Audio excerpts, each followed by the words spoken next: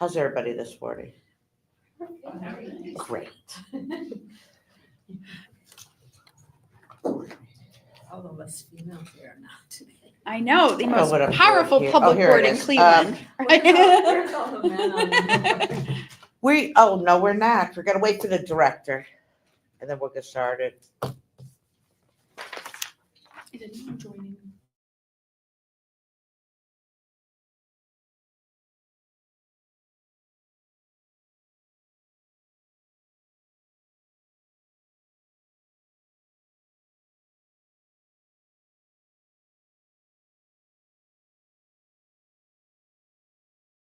I call the Joint Finance and HR Committee meeting to order.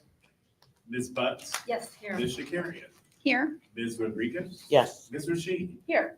Okay. And at this time, please let the record reflect that pursuant to Article 8 of the regulations of the Board of Library Trustees, I designate Trustee Malik Rashid to temporarily vote by proxy in place of Trustee Corrigan on the Committee of Finance and Audit, who is absent from today's joint committee meeting. So moved. Second. Excuse me, Brian, we don't need a vote on that. No vote needed. Thank you. Perfect. Okay. Thank you. Okay. Trustee Rashid, please. All right, thank you, everyone. I would first like to start with a presentation of the Facility Master Plan Group 2 update from John Lang, Chief Operations Officer. I have some handouts. Thanks, President Rodriguez. You got Oh. yours? I found directions. Love it. right. Thank you. Wonderful, good.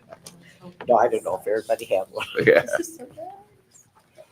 So there's a resolution in the Business for Finance Committee today to hopefully approve initial selection, starting the process of selecting architects and design teams for the FMP Group 2. So we thought we ought to talk about exactly what FMP Group 2 is going to look like. So here was the initial document, 352 pages. The update is only 82 pages, so we're getting a little skinny. Was the initial also including the first 10 or something? That's the whole, the 2019 document was the entire program, and now we're really just looking at what's left. What's left? And so I'm just going to very briefly remind everybody on the journey we've been on. So the successful levy in 2017 went into a master planning cycle. We published a facilities master plan in 2019. We looked at all of our neighborhood, all 27 branch campuses, and looked at them, I like to say, from two lenses. First being how the building is working as a piece of our built portfolio, where it is in its deferred maintenance, how much backlog is piled up in terms of building envelope, roof, electrical, mechanical, plumbing, architectural finishes.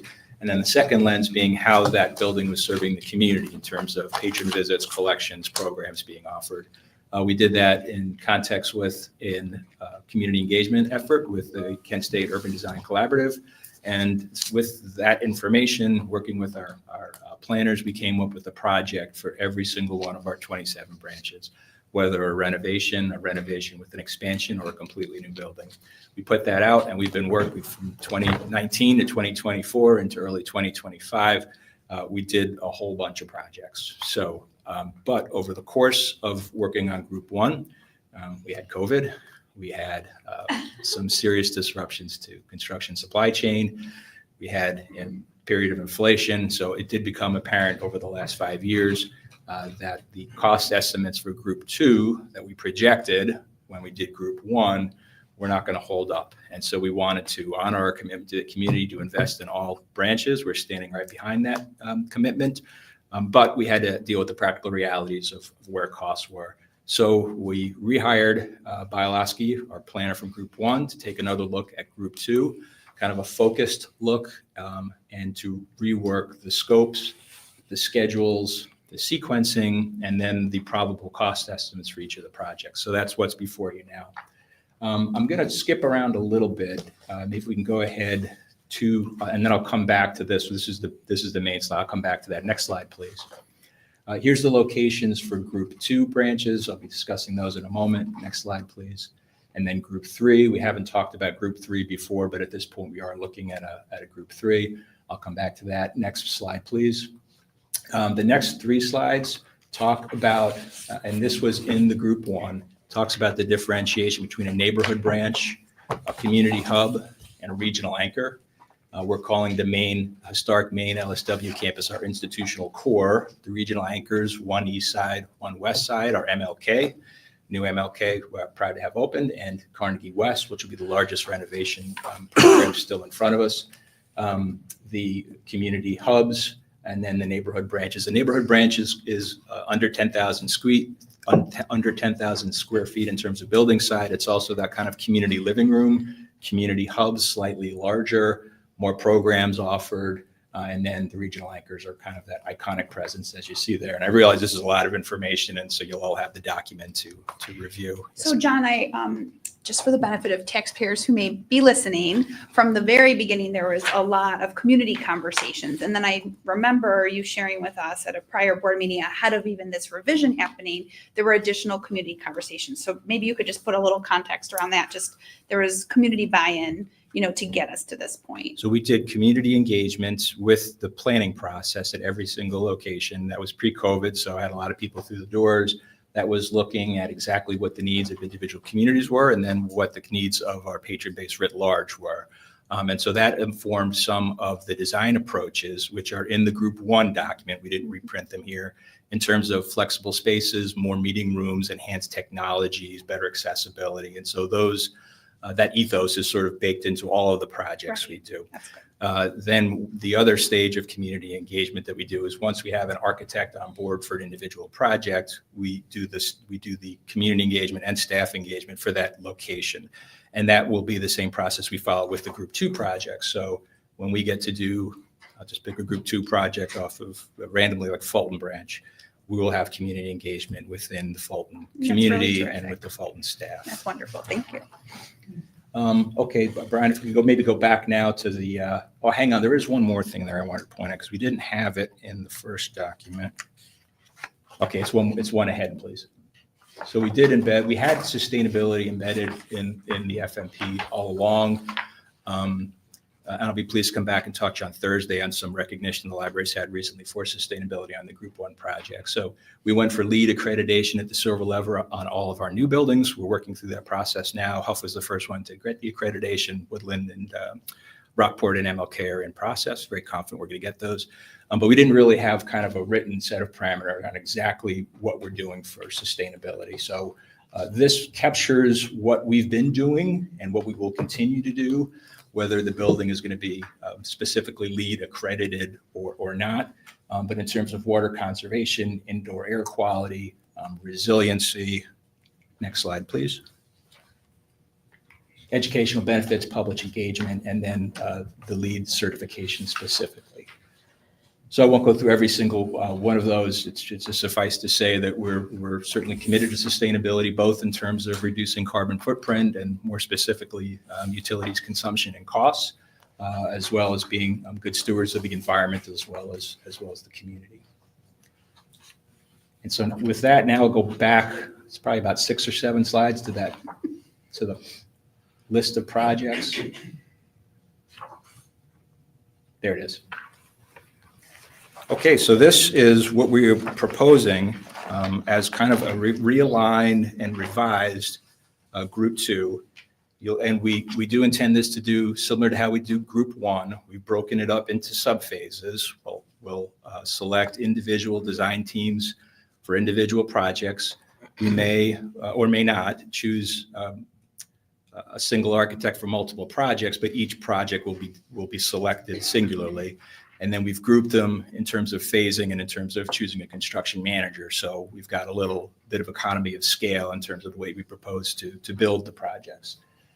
So you can see them here. The document that I presented, those 82 pages, have a breakdown of the scopes and the community feedback we got for each of those individual projects. I won't go through them at length, but just we're showing here the projects proposed for 2A and 2B, whether they were a renovation, a refresh, a renovation with an addition, and then kind of the anticipated cost of construction.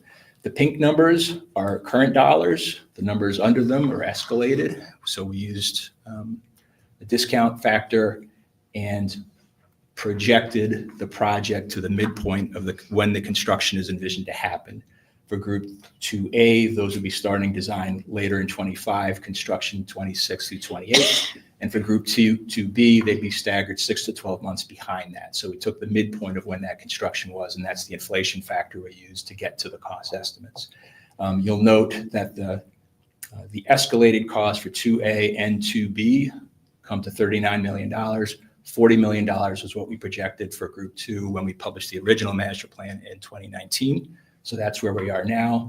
Group 3, we hadn't previously talked about. We've pulled out a few projects. Garden Valley, Langston Hughes, and Rice are some of the newer buildings. And in Garden Valley's case, it's a leased property, a newer leased property.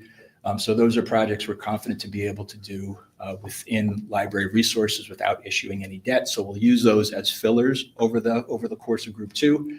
And then Carnegie West is being pushed back, proposed to being done with main campus at the So end the of the word program. escalated, explain, I mean, you're just afraid it's gonna go that high by that time, History tells us it will. because we've already learned from past Right. experience. I wanted to also just have you remind us, do you already have a date for when Glenville, that's phase 1, I realize. Glenville, When it will- interesting project. That was a Group 2 project that we were able to accelerate due to the generous gift from the Mandel Foundation and the fact that we've been good stewards and have been able to move money as we finished fiscal years in the black into the building repair fund. Right. So Glenville was, I kind of call it, our team calls it jokingly the Group 1.5 project. Because it wasn't done with the Group 1 note issuance. It wasn't, and So everything but walls and then Brook. right. Waltz was a Group 1 project that obviously has been 1.75. pushed back. Right. Or maybe 4.1. No. Good job. But you do have a date projected now for Glenville opening? June Yeah. 13th. Oh, June. Yeah, I think the invitations are soon to go out if they're not out yet. Great, great. Is Carnegie West one of our oldest buildings? It is. It's not, I think South is the oldest. John Skirdick and Michael Ruffing are better. Would you, Sterling? Sterling is the oldest, okay. But they're all in that 100-year-old timeframe. Do you know, I was just recently in the first Carnegie building that was ever in Cleveland, the Darrell, it's now a museum in Slavic Village. And it's really interesting. I went there for a presentation of somebody who's just had her film finished and she's trying to raise money and give like an opening for her people that were watching her film thing. It's about AIDS, the whole history of AIDS. Valda Lewis, she's an amazing woman in my book club. Anyway, we were at the lower level for that, but then I looked around the upstairs where this like a museum. And it's so amazing because it has so much light in it. Yeah, it's a And he very must have interesting building. He must have put $1 million or more. The directors had the leadership team there for meetings. Yeah, it's a very interesting. Uh-huh. But we Anyway. stopped using it in the 80s, late But that 80s, must have right? been Yeah. really long ago when it was built, because it was, They were all that same vintage though, Uh-huh. first, second, third decade of the 20th century. so finished, I'm sorry to interrupt. Oh, I was just gonna have a question. Have you heard, or has any of the CPL staff heard from the community about timelines? You know, say they are patrons of a specific branch, how are we kind of managing expectations from patrons of like when their branch may be completed, and how has that been going? Well, if this is approved, that will be one of our next steps. Over the last 5 years that I've been with the library, Shanice and I meet from time to time with elected officials, specifically city council people, and let them know where their project is falling. We haven't done like an in the branch notification. Here's what to expect. We generally do that once we've got the architect on board, and from there we have a pretty clean time. We know we're about a year out from closing the branch. We know we're 9 months out from completing community and staff engagement. We're about 6 months out from incorporating that engagement. 3 months after that, we start moving furniture and technology and staff out. So that kind of 12 months before we build process is pretty well built in. But there is another piece. Maybe I should mention, but I don't want to step on Carrie's toes. And you'll see in the resolution of the language of the resolution to start the design selection phase that there is some certainty. It's no secret about where the PLF is at Columbus. And so we want to be behind our commitment to reinvest in all these locations to the community. We also want to be realistic about discussions about future library budgets. So we are trying to kind of be nimble as we go forward. And I don't know that we necessarily ready to commit to a tight timeline, month to month, of exactly where any project is going to be. But this is the framework we want to adopt. Thank you. Thank you. Just want to commend John Lang on his work and the efforts of his team. Do you want these back, or are they, we could bring them, okay, we can, thank you. As always, team effort. I know we brought a lot of our project managers and folks working on the capital side to the board, I think last year, and I'd like to do the same for our property management supervisors. But today I'm joined by Jean McFerrin, Director of Library Innovation. She worked with me and the Bialowski team to come up with the document that we just discussed. Very nice. Thank you. All right, so we are now entering into the Finance Committee with Exhibit 1, Resolution to Accept Gifts for the month of April. Whereas the board receives gifts of money, library service materials, technology resources, and miscellaneous non-monetary gifts from generous citizens from time to time. And be it resolved that the gifts described in the gift report for April of 2025 be accepted upon the condition connected with said gifts in accordance with Section 3375.40K of the Ohio Revised Code. So moved. Second. Ms. Bunce? Yes. Ms. Shakarian? Yes. Ms. Rashid? Yes. Anything different about this? No, there's nothing different. We received our last restricted gift from United Way for the Family Space Program. And then there's also an additional report this month to reflect the 43 items that were donated to us by Best Buy. That Okay. was, I had a Wow. question only because I thought Best Buy was going via the foundation, but is this because it was materials, not the, it's Yes, not related to the this is gift? technology Gotcha. materials, Okay. yes, that we put into our inventory. Okay. Yep. Very cool. Thank you.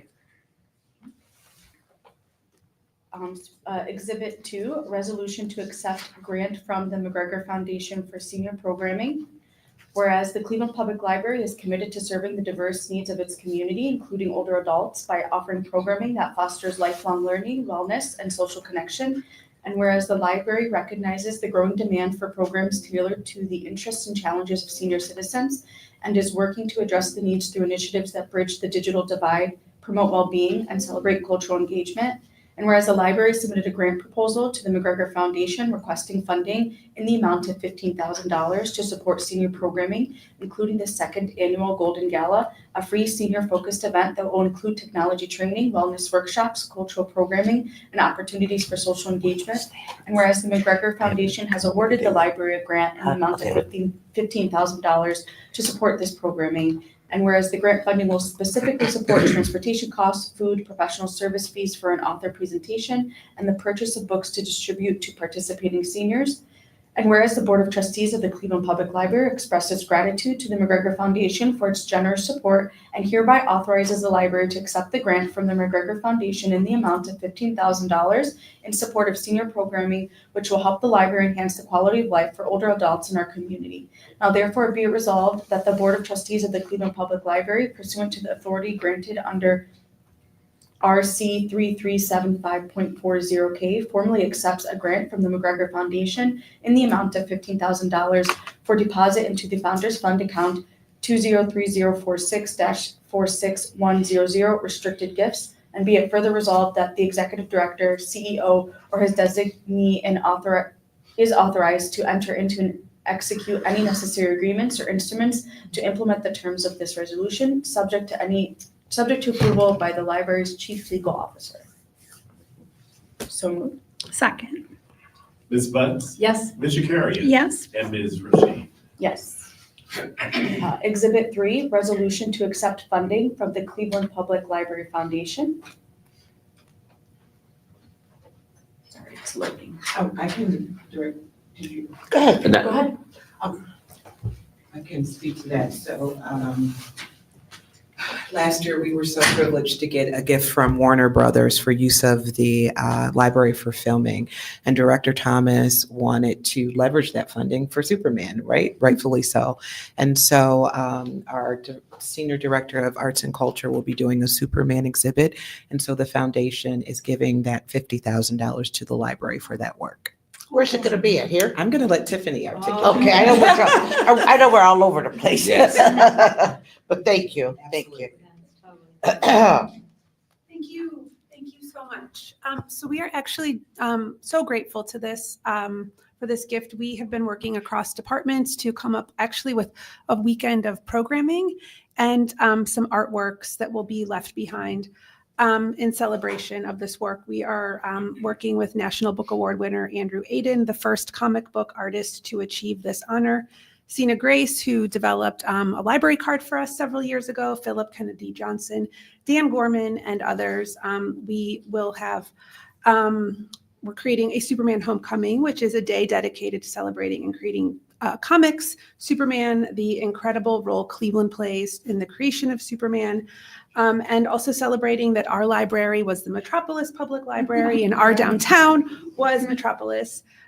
So we are going to be working, we've worked across a bunch of departments to work on this. We're also in talks with some other downtown projects that are taking place on that same weekend. This is scheduled for the weekend that the movie comes out, which is the movie comes out Friday, July 11th. This programming will take place Saturday, July 12th. And then we will also have some leave behinds for this as well. So we're grateful to everyone. It was very fun to see, like, I haven't gone to that floor with the Superman exhibits, but on Saturday during the celebration, it was just so nice to see it again because it's been a while since I went to that section, and just all the diversity of memorabilia we already have. I mean, it's fascinating. Yeah, we're so fortunate to have so many items that folks can look at, and it's really popular for parents to take their children up to visit that part of the library. Forgot to add that we'll of course also be activating the Eastman Reading Garden through this as well. Erica's team is securing food trucks, and the youth services is doing our usual favorite balloons and food and all of that stuff. So is this film just going to be in movie theaters only, I suppose, when it comes out? Yeah, it's a brand new movie. Yeah, it's a brand new movie. And Right. we will also be doing Oh. a screening. I should have added, there's no cost associated with this, but we will be doing a screening of one of the older Superman movies in the popular department at the same time as well. And I assume this is all for Maine, but is there any plans for doing something at Glenville? Just because that's where, isn't the brothers were in the. So Superman is from Glenville. You are correct. We are focusing these efforts on what's happening at Maine in honor of the 100th anniversary Oh, yes, in yes, Metropolis. But you raise a great point about trying to figure out what we can do to make sure that, of course, that our branches feel connected to this. Yes. There is something incorporated into the building, right? We had long conversations with the Oh, they architects have it up early there. in Yeah. At Glenville. development about whether we wanted to go to Superman, kind of the Superman theme. But with the Digital Innovation Learning Center and the folks we want to have on the children area, there is, but it's not, we didn't overdo it with Superman. Yeah. What Is there did they- any part, oh, sorry. No, what did they do with that cardboard? Was that a cardboard cutout that was on top of Glenville by the entranceway? I don't know where that is. Do you know what I'm talking about? I do. I don't think it was in very good shape. So I imagine it. I'm not sure where. In file 13? And Tiffany, is there any partnership with the Siegel and Schuster Society? Because they're doing so much, they're trying to get that statue downtown. Yes. So Valentino Zullo, who is a former Ohio Center for the Book Fellow, he's actually been hired by Bedrock, which is hosting a bunch of programs down there. Oh. He's the one who brought Andrew Aiden to come visit us. The director just happened to walk into Brett Hall at the same time we were all meeting. Valentino has been doing a lot of connecting the dots. He's kind of like a local Superman expert here. Very cool. And so we are connecting that. He sits on the board of the Siegel and Schuster Society. And I think there was some hope that that sculpture would be installed by the time that the sculpture they've been raising all kinds of funds for. I don't have the sense that they're ready yet to install it by the time the movie opens, but I hope to be proven wrong. Good. Nice. Thanks. All right. And the second, Second, Ms. Butts? Yes. Ms. Shakarian? yes. And Ms. Rashid? Yes. Okay, so we are Exhibit 4, resolution to accept grant from the Best Buy Foundation for the Best Buy Teen Tech Center at the Rockport branch. Is there- Yeah, so this is to accept the new program grant award, which began on May 1st and will expire April 30th of 2026. And it's for the $90,000. That's the maximum amount that we can request. And we're waiting for their final approval too. And then, it'll be another year with $90,000 for the program Nice. grant. And also Jasmine is here too, Smith from the Best Buy Teen Tech Center, if you have any questions for her. How's attendance been? It's Growing? up now that spring is here. Wonderful. That's good. Good. Thank you so much, Jasmine, for everything you're doing over there. Thank you. Yes, greatly appreciate it. So we have resolution to accept Well- grant from, Did we vote yet? We did. Okay, I'm sorry. resolution to accept grant from the Best Buy Foundation for the Best Buy Teen Tech Center at the Rockport branch. Whereas on September 21st, 2017, the Board of Library Trustees accepted a grant from Best Buy to open a Best Buy Teen Tech Center at the Rockport branch. And whereas the Best Buy Teen Tech Center at the Rockport branch officially opened on November 14th, 2018, providing teens with a dedicated space to build critical skills through hands-on learning in areas such as programming, filmmaking, music production, and design. And whereas in May 2025, the Best Buy Foundation notified the library of their approval of the 2025-2026 program grant in the amount of $90,000 for the new program year, which starts on May 1st, 2025, and ends on April 30th, 2026, to support and sustain operations at the Best Buy Teen Tech Center at the Rockport branch. And whereas the Cleveland Public Library is deeply grateful for Best Buy's continued partnership and investment in empowering youth through access to technology and creative opportunities, and now therefore be it resolved that the Cleveland Public Library Board of Trustees, pursuant to the authority set forth in RC 3375.40K, hereby accepts a grant from the Best Buy Foundation in the amount of $90,000 to be deposited in the 257-Tech Centers Fund account 257046-46100, and be it further resolved that the Executive Director, CEO, or his designee is hereby authorized to enter into and execute such agreements and instruments as approved by the library's Chief Legal Officer, including those in excess of $75,000 that are necessary to appropriate to effectuate the terms and conditions of the grant and this resolution. So be it resolved.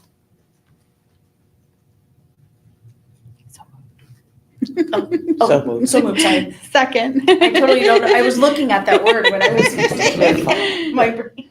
Ms. Butts? Yes. Ms. Shakarian? Yes. Ms. Rashid? Yes.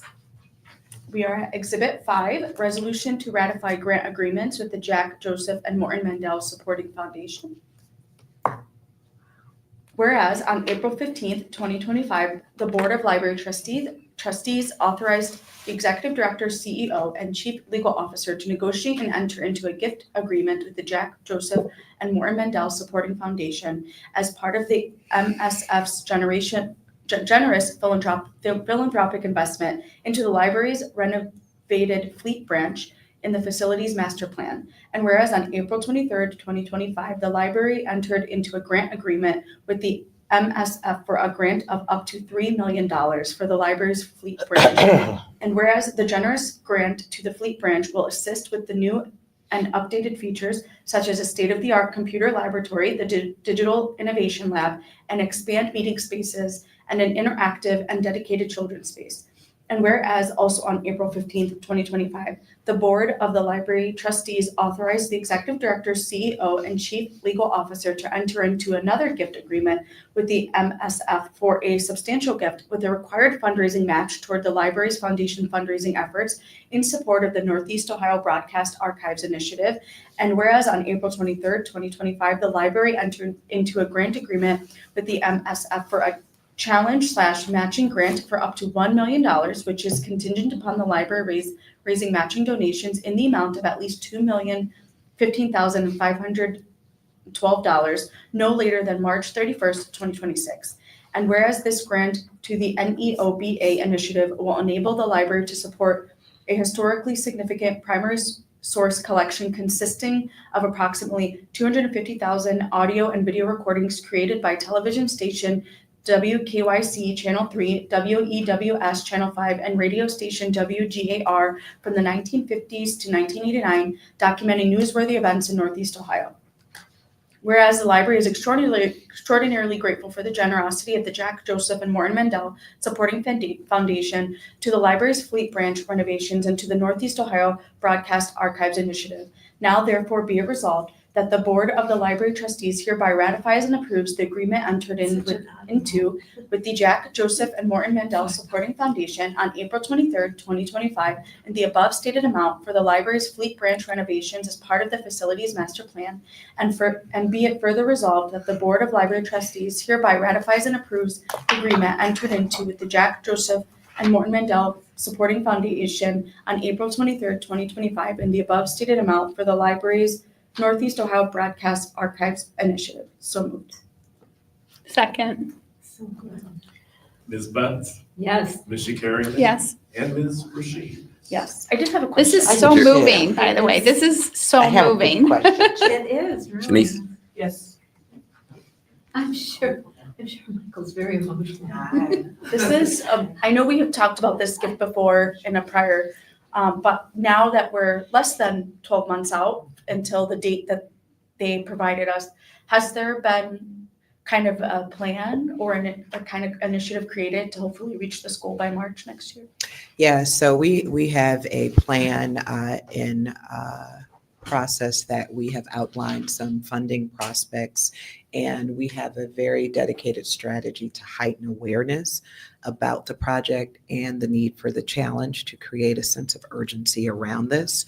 I think there is, I want to underscore the need for marketing and communications to get that word out. And so we'll be working with the marketing department, hoping to do some features about the project with Director Thomas and Michael Ruffing. But we do have a plan that we're working side by side with Michael Ruffing on. And it's exciting. Every time Director Thomas showcases the film, we can talk about it, but once they see that sizzle film, it just really creates more interest. But we do have a dedicated strategy, local, state, and national potential funders. That was going to be my other question. There's no restrictions on how we obtain, like, through diverse revenue streams, the matching. It could be through As long as it, different yeah, ways. Okay. absolutely. That's great. And I have a question too in regards to all of this, and I know the Group 2A fleet is in it. What are we doing? And I'm sorry, this could be a joint question. What are we doing to accommodate this? Or is the renovation and addition, is this all in the back of everybody's head that this has to fit into the space?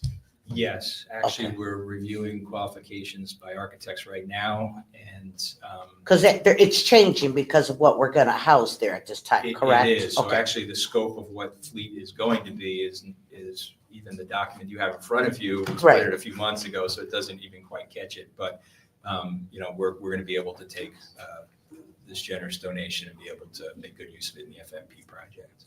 Okay, yeah, I was just wondering how are we going to. No, I It's mean, very similar to what we did. Huh? It's very similar to what we did at Glenville. Okay, Took a perfect, project right, that was right, gonna be right. smaller, got a donation, put our own money in Right. the table, and came up with something. It sounds like that to me too, and that's what I Uh-huh. was wondering if Yeah. we're going to make sure it's being worked out. And why is the match just like a touch higher? Like, can you explain the 15,512 portion of it? Is there an interest Well, built in or something? I'm gonna let Michael Ruffing speak specifically, and you can correct me Yeah. if I'm wrong, I've but seen he Michael. has done a very, he Very- and a consultant has done a very, It's based on the in-depth- total budget. correct. I see, okay. yeah. It did change from the initial budget that we had last October, because we added the Dennis Golden collection, montage collection from Cleveland State.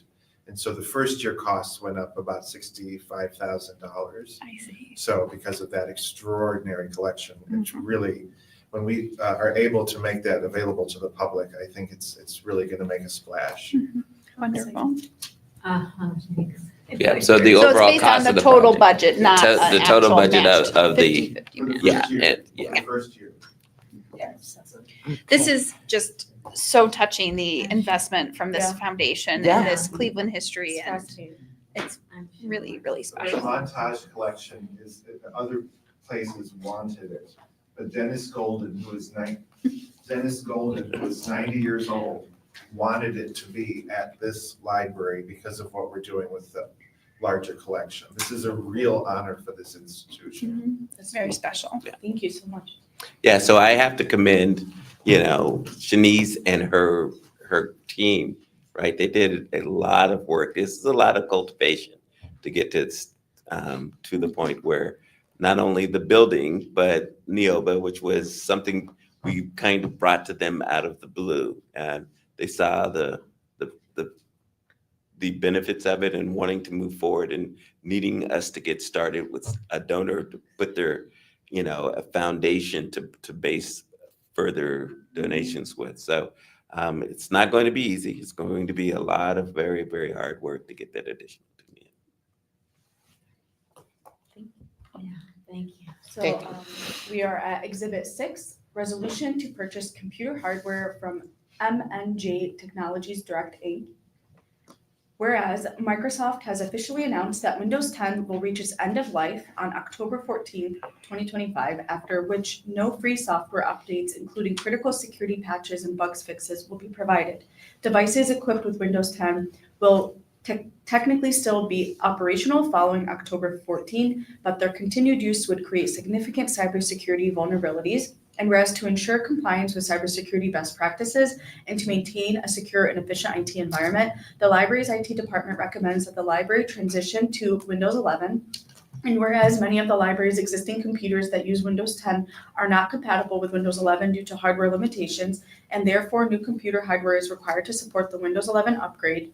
And whereas the IT department sought proposals from 3 vendors and received the following from MNJ Technologies, Bloom Technology, CDW-G. Now therefore be it resolved that the Board of Trustees authorizes the Executive Director, CEO, or his designee to purchase from MNJ Technologies Direct Inc.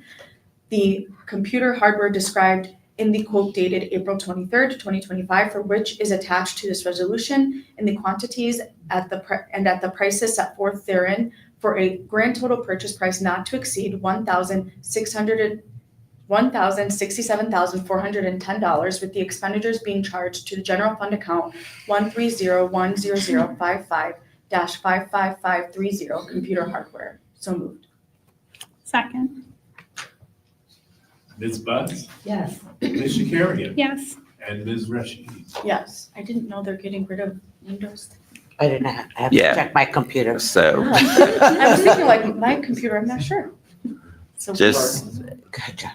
John will just kind of give why they're doing the updates. And So this is actually a usual and customary thing by all software vendors, whether it's Microsoft, Apple, Cisco. Our technology reaches the end of life where they just won't invest time and energies into that because they're moving forward, and of course want their customer base to move forward and pay more.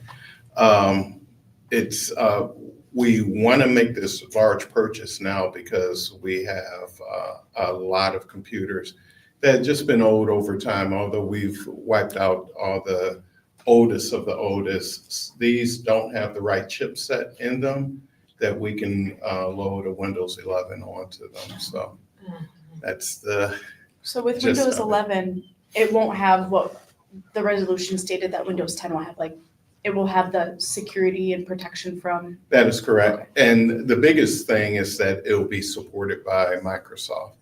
The biggest reason to move off of this, like we did Windows 7, is it's no longer supported. They are no longer giving security patches, updates, things of that nature. So they've become vulnerable. So for enterprise such as ours, we should always stay at least the minimum security level. Is this the newest Windows 11? I thought it goes No. higher. It is higher, but we have to at least get to Windows 11. So I'm asking on the a goofy computers. question because I'm not tech savvy. Why are we going to Windows 11 when we could go to Windows 50? I know there's probably no 50. I just threw that out there because I don't know how high it And I is. will say it's because of our user community, and we have to get them. So 12 is a different user interface. These computers will be compatible to upgrade to 12. So they'll be ready for the next time it gets Yes. upgraded. Thank you, Thank John. Thank you, you're the, we're so lucky to have John. And keep you So we are at Exhibit 7. Sit down, John.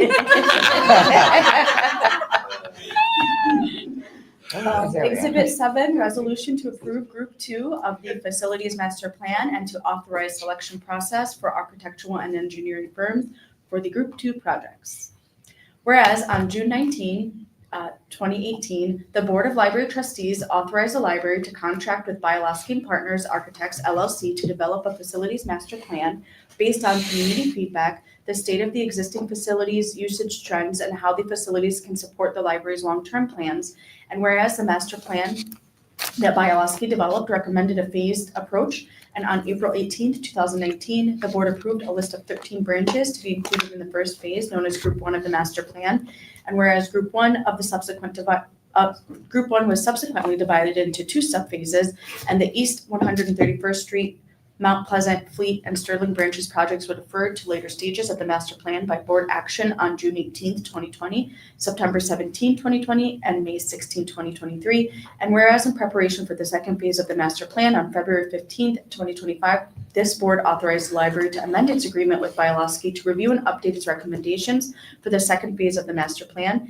And whereas in the updated master plan, Bioloski recommends that Group 2 consist of the following 11 branches and 1 support building: Addison renovation and addition, Collinwood renovation and addition, East 131st Street renovation, Fleet renovation and addition, Fulton renovation and addition, Mount Pleasant renovation, South Brooklyn renovation, Sterling renovation and addition, Union refresh, Harvard Lee renovation and addition, Memorial Nottingham new construction, and maintenance facility new construction.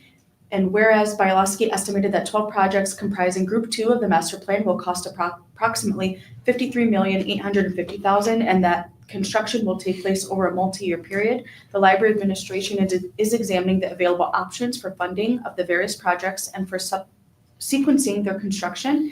And whereas rather than dividing the Group 2 branches into subphases at this time, the library administration believes that it is the library's best interest to maintain maximum flexibility for the sequencing of Group 2 projects, and accordingly recommends that the Chief Operating Officer initiate the qualifications-based selection process set forth by the statute to identifying architectural and engineering firms interested in designing the improvements to 1 or more of Group 2 branches. And whereas the following completion of the request for qualifications process, the library administration will present to this board its recommendations for grouping the sequencing of Group 2 projects and for proceeding with the improvements. And now therefore be it resolved that the Board of Library Trustees hereby approves the selection of the branches in Group 2 for the master's plan and approves the recommended types of improvements for each branch as set forth in this resolution. And be it further resolved that the board also authorizes the executive director, CEO, and chief operating officer and their designees to issue a request for qualifications as required by statute to select architectural and engineering firms for the 12 projects comprising Group 2 of the master's plan, including any combined or one of the more branches. So moved. And the second, Second, Ms. Butts, Yes. Ms. Shakarian, yes. and Ms. Rashid. Yes. Just for my own understanding of history, the division of Group 1 into an A and B section had more to do with COVID and delays, or just so I have that perspective? So Brian can catch me on Ohio Revised Code, but we have to expend any money raised through debt issuance within 5 years. We're not allowed to arbitrage tax. And we were approaching the 5-year. And we know this was before we issued the debt. We knew we couldn't do all of the Group 1 projects simultaneously. So really, it was kind of a workflow decision made by predecessor, which I think was a smart decision, so that you get the group, in this case, the Group 1A projects going, select the architects, get into design. As you're moving those projects into construction, the 1B projects go into design. So you've had, so for the first couple of years, and then obviously there's an impact to a community because these buildings are closed. So Right. trying to balance spending the money within the 5-year period that we had with not having too many closures at the same time, with the library's in-house staff being able to manage both the design phase and the construction phase simultaneously led to that. So that, I think that was a good decision, and so we're proposing something similar for Group 2. I see, okay. Thank you. Thank you. So Exhibit 8, resolution authorizing purchase and installation of new signage for main library campus. Yeah, I was gonna say, the picture looks very Don and I fun. are kind of tag team in this one. So we under the director's request, we were investigating, exploring options for a refresh of the main campus, a partial refresh of the main campus, because we know the facilities master plan is not going to come to Maine until after it's been to the neighborhood branches during the 100th year of Maine. And so we had an opportunity to upgrade the signage. This will bring it into, make it sympathetic with our branding, which we've got a new brand since we did the old signage. Get our palette aligned. It'll bring Maine into conformance with what we've done at the FMP projects for those the signs that you've seen. Do it in a fairly cost-effective way. I know it's not cheap, but in the big scheme of things. So this is a chance to really kind of make a splash at Maine and LSW, upgrade the signage, improve the wayfinding, and get everything in conformance with our brand standards. Can I ask two things, and I'm asking this on behalf of Tom. What was Tom's thing, the windows above the entrance on Main? He always had an issue with the way it takes away from the view. I don't know. I'm sure he'll mention it on Thursday. But can we get some kind of visualization of what they're going to do? I see the pictures here, but that's not our space. Is there something that they could show us so that we could see what we're looking at? Like, you mean like Where are we putting Like a some of the mock-up signs? of what the signs would look So like. Yeah. it's an update of a lot of the what we kind of refer to as the purple signs, the wayfinding signs that you see throughout the two buildings. And so that's what we're looking to update, but it's not a true one-to-one swap. We're not replacing every single one of those. And I did like the brass plaques that I'm seeing all over. That's Yeah, pretty cool. those too. I like it, Michael. I do. Michael would love that. What? So, Elevator Just the signs. colors. is there That's what I'm asking. We is can it get- yes. some mock-ups for this? Yes. We can have some mock-ups Because that the we can show. colors by in this picture is not the colors we're proceeding with. There No, isn't. Yeah, it's that's- pretty blue and white. I think I've still got a sample downstairs. You could just show us something, so we have Yeah, it complies with and it's consistent with a lot of what you see in the FMP branches, the new ones. okay. Thank you. So resolution authorizing purchase and installation of new signage for main library campus. Whereas the library has been constructing and renovating the neighborhood campuses as part of the facilities master plan, which has also incorporated updated and improved signage at the library's locations. And whereas the downtown Main Library is celebrating its 100th anniversary this year, and the library administration desires to review and upgrade the main library signage for a better wayfinding experience and to be consistent with the work and standards that are part of the FMP projects. And whereas the library has engaged the services of Take Form to be the supplier of signage for all 11 FMP projects thus far within the context of the FMP construction contracts, and whereas the library has been satisfied with Take Form and desires to maintain uniformity in the design of main library signage with that of the other projects, and whereas Take Form is able to offer the library pricing according to the state term contracts and has been proposed to supply the refreshed signage for main library at a price of $103,854.20, and whereas the library administration finds that the price to be fair and reasonable and recommends that the library contract directly with Take Form as a vendor to supply the signage for main library in order to ensure consistency in design across the library system, and now therefore be it resolved that the board of the library trustees authorizes the executive director, CEO, or his designee to purchase the redesigned, updated signage for main library from Take Form for a total cost not to exceed $103,854.20, with the expenditures being charged to the Building and Repair Fund account 401-21003-53340 building maintenance. So moved. Second. Ms. Buds, Yes. Ms. Shakarian, Yes. and Ms. Rashid. Yes.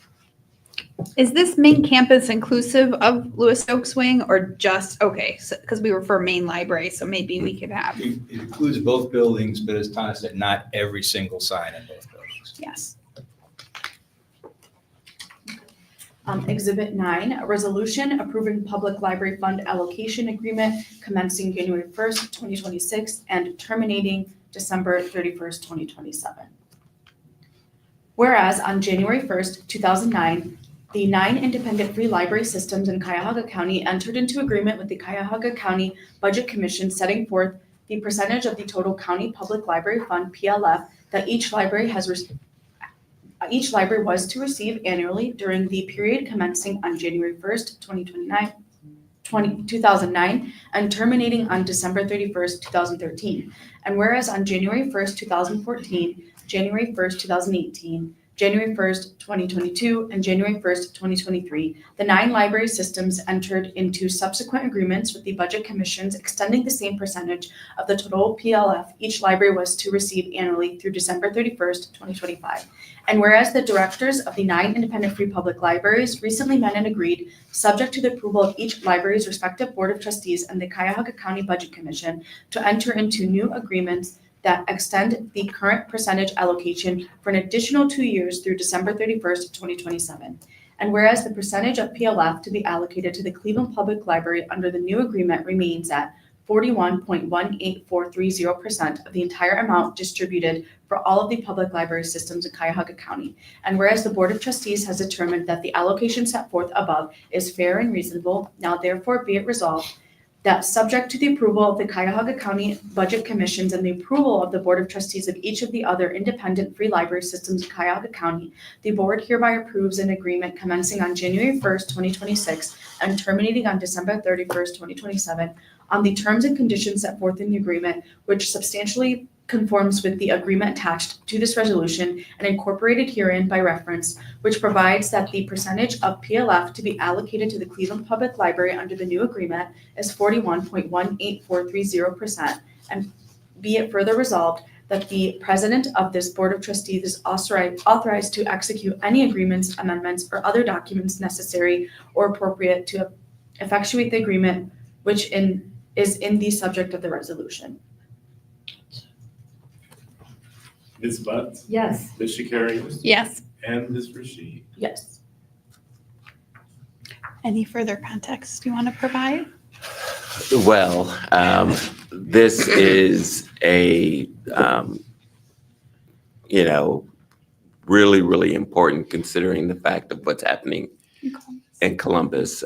Could have turned into a basic free-for-all among the other library systems. And we were able to get everyone to understand that, this is not We're in it a together. time for us to turn against each other. We did agree that what we would do is tying ourselves into the biennial every time we will have this discussion will be every 2 years. And therefore, in 2 years, we'll have this agreement coming forth. And, we'll see how this all goes. Trustee Corrigan can tell you the long history of lawsuits and other things that happened in the 90s that led to us having the first agreement, and which has kind of stayed fairly much in place over that period of time. But hopefully we don't get to another place like that. So we're just thankful that everyone has agreed to kind of let's stay together and be committed together. That's really great. Thank you, Director. So we are at Exhibit 10, Year 2026 Tax Budget. Whereas Ohio Revised Code, Section 5705.28 requires that the Board of Library Trustees to submit its tax budget for fiscal year 2026 to the Board of the Cleveland Metropolitan School District on or before June 1st, 2025. And whereas Ohio Revised Code, Section 5705.30 requires that the Board of the Cleveland Metropolitan School District to adopt and submit the library's year 2026 tax budget to the County Fiscal Officer on or before July 18, 2025. And whereas Ohio Revised Code, Section 5705.281 permits the County Budget Commission to waive the filing of tax budgets provided alternative tax budget information forms are filed. And whereas the Cuyahoga County Budget Commission has requested use of alternate tax budget information forms, And whereas the financial needs of the Cleveland Public Library from tax sources for fiscal year 2026 have been determined to be at least $71,800,000, now therefore be it resolved that the year 2026 tax budget and alternate tax budget information forms for the Cleveland Public Library be presented to the Board of the Cleveland Metropolitan School District and the Cuyahoga County Budget Commission as required by Ohio Revised Code. So moved. Second. Ms. Butts, Yes. Ms. Shakarian, Yes. and Ms. Rashid. Yes. Yeah, so this is our annual tax budget to demonstrate our need, that we need our revenue from our property tax levies and also our share of our PLF in order to pay for our estimated expenses. So in the 71.8 million, we are requesting 43.5 million in our property tax revenues.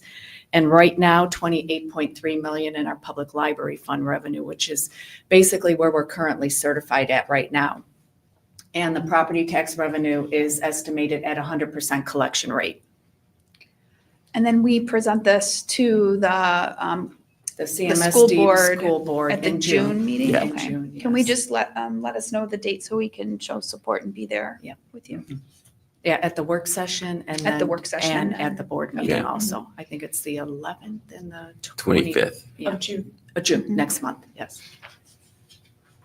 Especially since last year there were some questions from board members and we oh, want yeah, to be yeah, there and yeah. support Yes. you. Yes. Yeah. I think there was some misunderstanding too. So Yeah. hopefully, Right. yeah, last year, right, there was. So we are at Exhibit 11, Fifth Amendment to the year 2025 appropriation.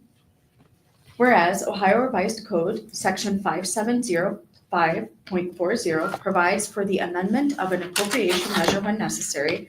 And whereas it is now deemed necessary to amend the year 2025 appropriation measure, which compiles with the amended official certificate of estimated resources received from the Cuyahoga County Budget Commission dated May 9th, 2025. And whereas the aggregate of all appropriation classifications does not exceed the total amount submitted to the Cuyahoga County Budget Commission. Now therefore be it resolved that the sum indicated on the attached Fifth Amendment of the year 2025 appropriation schedule be approved. So moved. Second. Ms. Butts, Yes. Ms. Shakarian, Yes. and Ms. Rashid. Yes. And that concludes the Finance Committee report. Thank you, Trustee Rashid, and we also move that all the exhibits are to be put forth before the board on Thursday. We're now moving into the Human Resource Committee. Trustee Shakarian? I present Exhibit 12, the regular employment report detailing the new hires, transfers, terminations, resignations, and we had no retirements. So moved. Second? Ms. Butts, Yes. Ms. Shakarian, Yes. and Ms. Rashid. Yes. Present Exhibit 13, resolution to amend the Human Resources Manual. Whereas pursuant to Section 120 of the Human Resources Manual, the Board of Library Trustees must approve all changes to the Human Resources Manual. And whereas the library's Human Resources Department is in the process of conducting a comprehensive review and revision of the manual to reflect its new compensation program. And whereas the library's Human Resources Department recommends that the Human Resources Manual be revised to include a rewritten Section 423 titled Life Insurance as set forth in Exhibit A, in order that staff on approved medical leave may continue to participate in the library's voluntary life insurance plan by continuing to pay their portion of premiums through payroll deduction, or if on unpaid leave, through prompt repayment to the library upon return from leave. Now therefore be it resolved that the Cleveland Public Library Board of Trustees hereby approves the proposed revisions to the Human Resources Manual as set forth in Exhibit A to this resolution to update Section 423 as of May 15th, 2025, and instructs the library's management to be responsible for implementation and execution of the provisions of these policies and procedures. So moved. Second? Ms. Butts, Yes. Ms. Shakarian, Yes. and Ms. Rashid. Yes. And Exhibit 14, resolution authorizing wage increases for pages and substitutes. Whereas the non-bargaining unit pay structure and revised Section 351 of the Human Resources Manual that this board adopted on July 6, 2021, did not provide for annual wage increases for pages and substitutes. And whereas pages and substitutes play a vital role within the Cleveland Public Library, and in recognition of their hard work, the library administration would like to extend wage increases of 2.5% to all pages and substitutes, including pages within the page 1, page 2, and part-time regular classifications who have 1 year of service or more as of the date of this resolution, and who have had no discipline between January 1st and December 31st, 2024, effective the beginning of the pay period that includes June 2nd, 2025.